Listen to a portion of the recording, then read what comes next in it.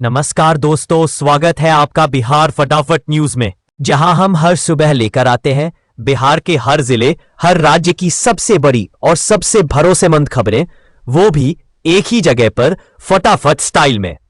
आज के इस बुलेटिन में हम जानेंगे किसानों को सरकार से क्या नया फायदा मिलने वाला है, आम जनता की जेब पर क्या असर डालेंगी नई घोषणाएं, बुजुर्गों के लिए क्या नई योजना आई है, विद्यार्थियों के लिए कौन सी बड़ी राहत मिली है, आज के मौसम का हाल कैसा रहेगा, सोने चांदी के आज के ताजा भाव क्या है, और आखिर में देश और दुनिया की वो खबरें जिनका असर सीधा आपके बिहार पर पड़ेगा। तो जुड़े रहिए हमारे साथ और रोजाना ऐसे ही ताजा खबरें जानने के लिए चैनल को अभी सब्सक्राइब करें। बंगाल की खाड़ी में उठा चक्रवात मुंथा अब पूरी तरह से तूफान में तब्दील हो गया है। मौसम विभाग के मुताबिक आज दोपहर ये आंध्र प्रदेश के काकीनाडा तट से टकराने वाला है। तेज हवाएं 110 किलोमीटर प्रति घंटे की रफ्तार से चल सकती हैं, साथ ही भारी बारिश की भी आशंका है। प्रशासन ने सभी मछुआरों को समुद्र में ना जाने की हिदायत दी है और तटीय इलाकों में एनडीआरएफ की टीमें तैनात की गई हैं। स्कूल कॉलेजों को बंद कर दिया गया है, जबकि बिजली और इंटरनेट सेवाओं पर असर पड़ सकता है। अब सबकी नज़र इस पर है कि मुंथा का असर किन इलाकों में सबसे ज्यादा देखने को मिलेगा।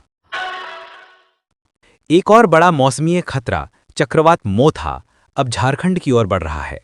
भारतीय मौसम विभाग ने राज्य के कई जिलों में ऑरेंज और येलो अलर्ट जारी कर दिया है। अगले 48 घंटों में तेज हवाओं और भारी बारिश के आसार हैं। रांची, जमशेदपुर, बोकारो और धनबाद में विशेष सतर्कता बरतने के निर्देश दिए गए हैं। राहत दलों को हाई अलर्ट पर रखा गया है और निचले इलाकों में रह रहे लोगों को सुरक्षित जगहों पर भेजा जा रहा है। किसानों को भी फसल बचाने की सलाह दी गई है। लगातार बदलता मौसम संकेत दे रहा है कि आने वाले कुछ दिन पूर्वी भारत के लिए चुनौती भरे रह सकते हैं।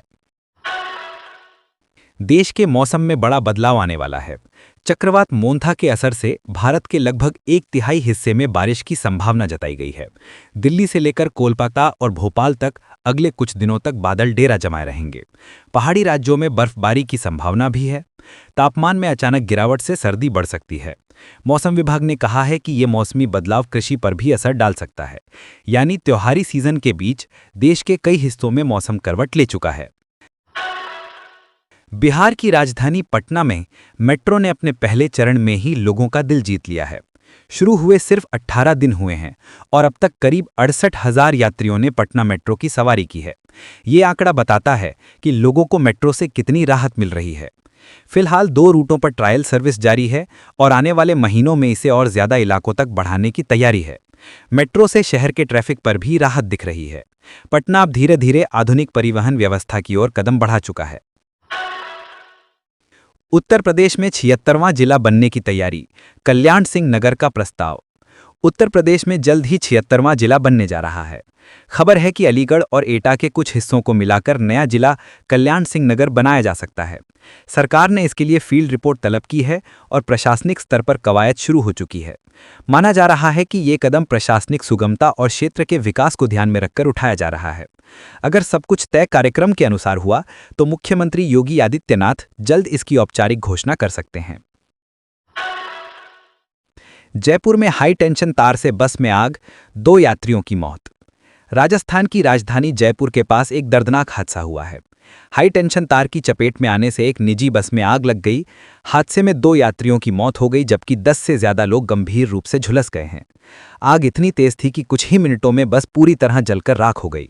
स्थानीय लोगों की मदद से दमकल की गाड़ियां मौके पर पहुंची और आग पर काबू पाया गया। फिलहाल पुलिस ने जांच शुरू कर दी है कि बस तार के संपर्क में कैसे आई। महागठबंधन आज जारी करेगा घोषणा पत्र, नए डिप्टी सीएम का नाम भी तय। बिहार की राजनीति में आज का दिन बेहद अहम है। महागठबंधन अपना चुनावी घोषणा पत्र जारी करने जा रहा है। सूत्रों के मुताबिक इस मौके पर उप मुख्यमंत्री पद के लिए नए नाम का भी ऐलान किया जा सकता है। इसमें युवाओं, किसानों और महिलाओं को लेकर बड़े वादे शामिल होंगे। राजद, जदयू और Congress, all eyes on Patna. सियासी गलियारों में हलचल तेज है और सभी की नजरें इस बात पर टिकी हैं कि नया चेहरा कौन होगा। उत्तराखंड में पेंशनरों का महंगाई भत्ता बढ़ा। उत्तराखंड सरकार ने अपने पेंशनरों को बड़ी राहत दी है। मुख्यमंत्री पुष्कर सिंह धामी ने महंगाई भत्ते में 4% की वृद्धि की घोषणा की है। अब ये भत्ता 46% से बढ़कर 50% हो गया है। ये फैसला 1 जनवरी से प्रभावी होगा और इससे राज्य के लाखों पेंशनरों को सीधा फायदा मिलेगा। सरकार का कहना है कि बढ़ती महंगाई के दौर में ये राहत का कदम है। कर्मचारियों और पेंशनर्स ने मुख्यमंत्री का धन्यवाद किया है। गोरखपुर में छठ पूजा के दौरान तालाब में डूबे 2 लोग। गोरखपुर में छठ पूजा का पर्व मातम में बदल गया। शहर के एक तालाब में पूजा के दौरान 2 लोगों की डूबने से मौत हो गई। हादसा उस वक्त हुआ जब श्रद्धालु अर्घ्य देने के लिए जल में उतरे थे। पुलिस और एनडीआरएफ की टीम ने तुरंत रेस्क्यू ऑपरेशन चलाया, लेकिन दोनों को नहीं बचाया जा सका। इस घटना के बाद इलाके में शोक का माहौल है। प्रशासन ने सभी घाटों पर सुरक्षा व्यवस्था बढ़ाने के निर्देश दिए हैं। दिल्ली एनसीआर में फिर बढ़ा प्रदूषण, हवा हुई जहरीली। दिल्ली एनसीआर में हर साल की तरह इस बार भी प्रदूषण का कहर बढ़ गया है। AQI कई इलाकों में 400 के पार पहुंच गया है, जो कि गंभीर श्रेणी में आता है। पराली जलाने, वाहनों के धुएं और निर्माण कार्यों से स्थिति और बिगड़ गई है। डॉक्टरों ने चेतावनी दी है कि ऐसे में सांस, आंख और त्वचा से जुड़ी बीमारियों का खतरा बढ़ सकता है।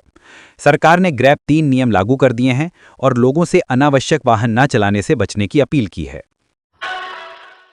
दिल्ली में 1 नवंबर से इन गाड़ियों की नहीं होगी एंट्री। दिल्ली में प्रदूषण को देखते हुए सरकार ने बड़ा कदम उठाया है। 1 नवंबर से राजधानी में डीजल ट्रकों, 10 साल पुरानी डीजल कारों और 15 साल पुराने पेट्रोल वाहनों की एंट्री पर पूरी तरह पाबंदी रहेगी। जो नियम तोड़ेगा उस पर 20,000 रुपए तक का जुर्माना लगाया जाएगा। ये फैसला वायु आपातकाल जैसी स्थिति को रोकने के लिए लिया गया है। लोगों से अपील की जा रही है कि सार्वजनिक परिवहन का इस्तेमाल करें और प्रदूषण कम करने में सहयोग दें। पीएम मोदी ने छठ पूजा के समापन पर दी शुभकामनाएं। छठ पूजा के समापन पर प्रधानमंत्री नरेंद्र मोदी ने देशवासियों को हार्दिक शुभकामनाएं दी हैं। उन्होंने कहा कि सूर्योपासना का ये पर्व हमारी संस्कृति की गहराई को दर्शाता है। पीएम ने श्रद्धालुओं की कुशलता और समृद्धि की कामना भी की। इस मौके पर देश भर में घाटों पर लाखों लोगों ने डूबते सूरज को अर्घ्य दिया। बिहार, यूपी, दिल्ली और झारखंड में भव्य आयोजन देखने को मिले। छठ पर्व एक बार फिर आस्था और एकता का प्रतीक बन गया। सामाजिक सुरक्षा पेंशन अब 1100 रुपये मासिक। सरकार ने सामाजिक सुरक्षा योजनाओं के तहत वृद्धावस्था, विधवा और दिव्यांग पेंशन की राशि बढ़ा दी है। अब हर पात्र लाभार्थी को 1100 रुपये प्रति माह मिलेंगे। पहले ये राशि 1000 रुपये थी। नई दरें अगले महीने से लागू होंगी। इससे लाखों लोगों को सीधा फायदा पहुंचेगा। सरकार का दावा है कि ये कदम समावेशी विकास की दिशा में एक और बड़ा प्रयास है। और आखिर में युवाओं के लिए बड़ी खबर। सरकार ने बेरोजगार ग्रेजुएट युवाओं के लिए 1000 रुपये प्रति माह की आर्थिक सहायता देने की योजना का प्रस्ताव रखा है। ये राशि 2 साल तक दी जाएगी ताकि युवाओं को नौकरी की तलाश के दौरान राहत मिल सके। आवेदन प्रक्रिया जल्द ही शुरू होने वाली है। शर्त यह है कि लाभार्थी किसी अन्य सरकारी योजना का फायदा न ले रहा हो। सरकार का कहना है, हम युवाओं को आत्मनिर्भर बनाने की दिशा में ठोस कदम उठा रहे हैं।